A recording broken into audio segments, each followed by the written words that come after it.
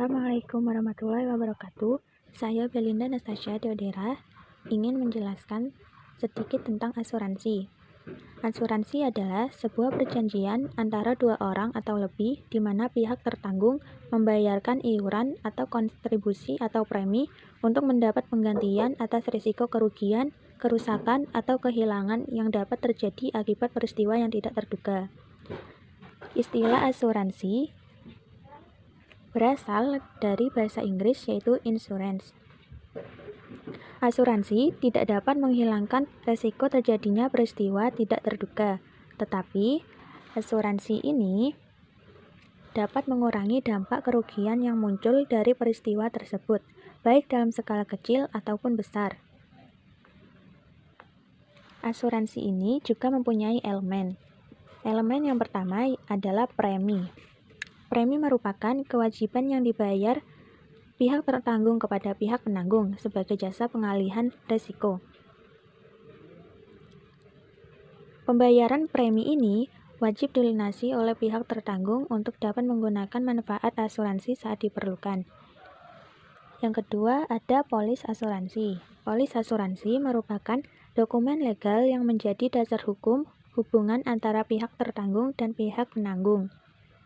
Polis bertindak sebagai dasar untuk membayar biaya ganti rugi atas kerusakan atau kehilangan yang dialami pihak tertanggung. Polis dibuat berdasarkan kesepakatan dan harus dibuat secara tertulis. Yang ketiga yaitu klaim.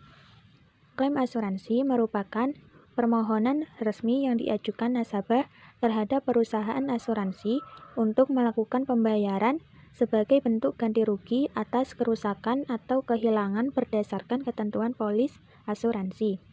Sebelum melakukan pembayaran tersebut, pihak perusahaan asuransi akan memeriksa validitas klaim terlebih dahulu. Jenis-jenis asuransi di Indonesia. Yang pertama ada asuransi kesehatan.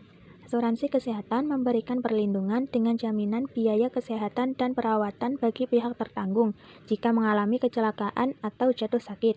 Jenis asuransi ini banyak diberikan oleh perusahaan atau instansi tempat seseorang bekerja. Yang kedua ada asuransi jiwa.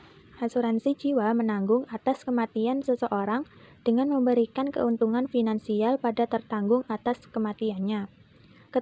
Ketika pihak tertanggung meninggal dunia, pemegang polis akan menerima uang pertanggungan dari asuransi jiwa. Yang ketiga, asuransi pendidikan.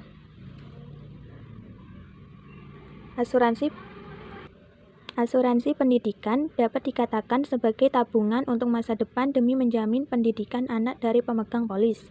Asuransi ini menjadi populer karena semakin tingginya biaya pendidikan dari tahun ke tahun, sehingga tidak jarang orang tua yang kini memiliki asuransi pendidikan. Selanjutnya ada asuransi umum. Asuransi umum adalah perlindungan terhadap risiko kerugian dan kehilangan yang dialami oleh pemegang polis. Salah satu asuransi umum yang terkenal adalah asuransi kendaraan bermotor. Jaminan asuransi jenis ini biasanya bersifat jangka pendek. Itu yang dapat saya sampaikan hari ini. Jika ada kesalahan kata, mohon dimaafkan. Sekian, terima kasih. Wassalamualaikum warahmatullahi wabarakatuh.